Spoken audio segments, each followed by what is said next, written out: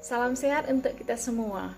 Hai, perkenalkan nama saya Arna Ida Raisa Borumanurung, peserta Latsar Angkatan 25, nomor urut 14. Dalam video ini, kita akan membahas tentang analisis isu kontemporer.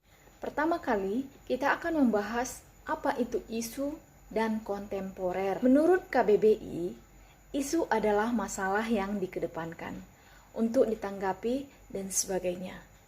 Isu muncul ketika ada ketidaksesuaian antara pengharapan publik dengan praktek organisasi yang jika diabaikan bisa berdampak merugikan bagi organisasi. Kontemporer adalah suatu hal yang modern, yang eksis dan terjadi dan masih berlangsung sampai sekarang. Materi yang akan kita pelajari adalah analisis isu kontemporer. Dalam materi ini, CPNS diharapkan yang pertama, mampu memahami konsep perubahan dan perubahan lingkungan melalui isu-isu strategis dalam menjalankan tugas jabatan sebagai PNS profesional pelayanan masyarakat. Yang kedua, menerapkan teknik analisis isu-isu dengan menggunakan kemampuan berpikir kritis. Ditinjau dari pandangan Uri Brenner, level lingkungan strategis yang dapat mempengaruhi kesiapan PNS dalam melakukan pekerjaannya sesuai bidang tugas masing-masing, yakni individu, keluarga, masyarakat pada level lokal dan regional, nasional, dan dunia atau global. Hal ini ditandai dengan masuknya kepentingan global atau negara-negara lain ke dalam negeri dalam aspek hukum, politik, ekonomi, bangunan, dan lain sebagainya.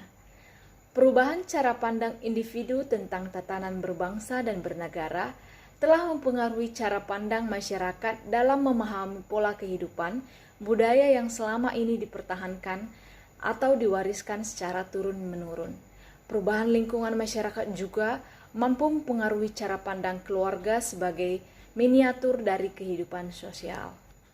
Jadi, peran PNS dalam konteks globalisasi, PNS perlu memahami berbagai dampak positif maupun negatifnya. Perkembangan demokrasi yang akan memberikan pengaruh dalam kehidupan sosial, ekonomi, dan politik bangsa Indonesia. Desentralisasi dan otonomi daerah perlu dipahami sebagai upaya memperkokoh kesatuan nasional, kedaulatan negara, keadilan dan kemakmuran yang lebih merata di seluruh pelosok tanah air.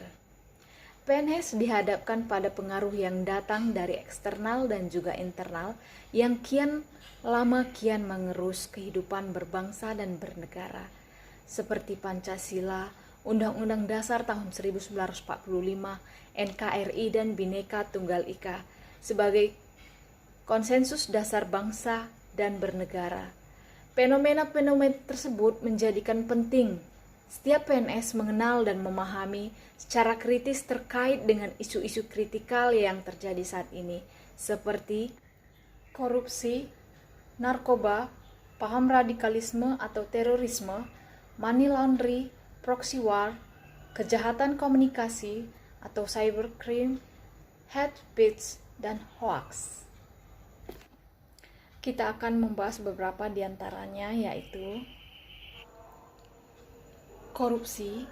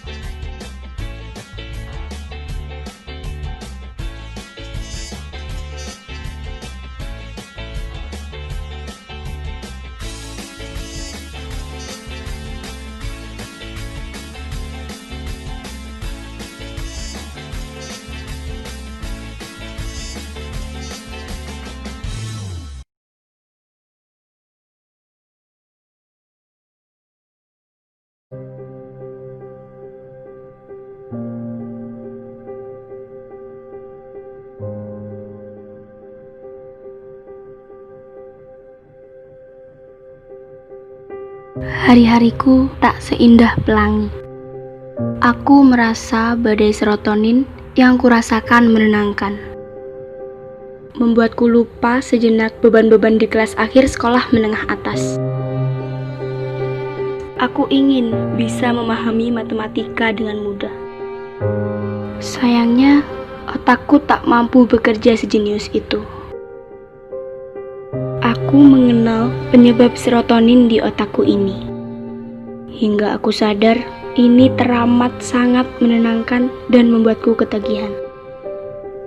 Aku merasa tak butuh lagi teman nyata di sisiku. Obat-obat ini bisa jadi teman terbaik untukku. Menurutku, ini suatu penemuan terbaik sepanjang masa. Sialnya, aku tak tahu ini akan membebani tiap atom dalam tubuhku. Kukira mereka akan menikmatinya sama seperti diriku. Namun sepertinya tidak. Hal ini menjadi seperti hutang besar pada tubuhku. Aku merasakan nikmat yang sementara, tetapi aku harus membayarnya dengan rasa sakit yang teramat parah saat tubuhku kembali menaiki serotonin. Ditambah dengan bunga kenikmatan itu menggerogoti setiap senti tubuhku dari dalam.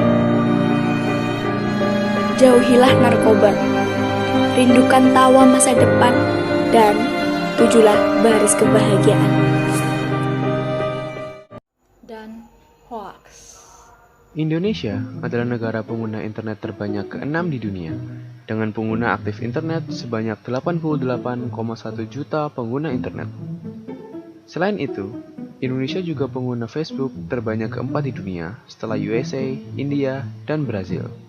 Sehingga tidak heran jika masyarakat banyak mengandalkan internet sebagai sumber informasi. Sayangnya, karena kebebasan di internet, cukup banyak hoaks yang tersebar dengan cepat di sekitar kita. Apa itu hoaks? Hoaks adalah informasi palsu yang dibuat untuk dipercayai secara luas sebagai fakta. Intinya, hoaks adalah kebohongan. Hoaks didesain untuk menyebar dan menjadi viral. Biasanya, hoaks menyebar melalui email, status atau tweet media sosial, artikel di web, dan juga broadcast message pada aplikasi chat. Lalu, bagaimanakah cara kita bisa mengidentifikasi hoaks? Pertama, hoaks biasanya memiliki judul yang heboh dan membuat penasaran.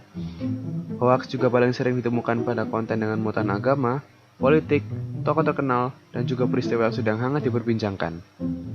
Selain itu, foto atau video yang digunakan biasanya berkualitas rendah atau sudah tidak murni karena telah diedit. Tak lupa juga, kata-kata yang provokatif dan sering mengandung unsur mengemis, like dan share. Oleh karena itu, agar kita tidak tertipu, kita harus siap dengan beberapa cara. Pertama, jangan terlalu mudah percaya pada siapapun. Kedua, pastikan konten tersebut memiliki kredibilitas dan bukan merupakan satir ataupun sarkasme. Ketiga, pastikan banyak juga sumber terpercaya yang mengatakan hal yang sama. Keempat, gunakan search engine untuk mencari menggunakan foto ataupun nama instansi atau orang yang namanya dicatut dalam informasi tersebut. Dan terakhir, jangan mudah terpancing dan selalu mengutamakan fakta di atas asumsi. Jadi, be smart and be careful. Sekarang kita membahas tentang teknik analisis isu. Isu kritikal dipandang sebagai topik yang berhubungan dengan masalah-masalah sumber daya yang memerlukan pemecahan disertai dengan adanya kesadaran publik akan isu tersebut. Yang pertama, teknik scanning. Terdiri dari media scanning, existing data, knowledge shader, public dan private organization, public at large. Yang kedua, berdasarkan metode APKL atau aktual, problematika, kehalayakan, dan kelayakan. Maka dapat dirumuskan dengan metode USG, yaitu urgency, seriousness, dan ground.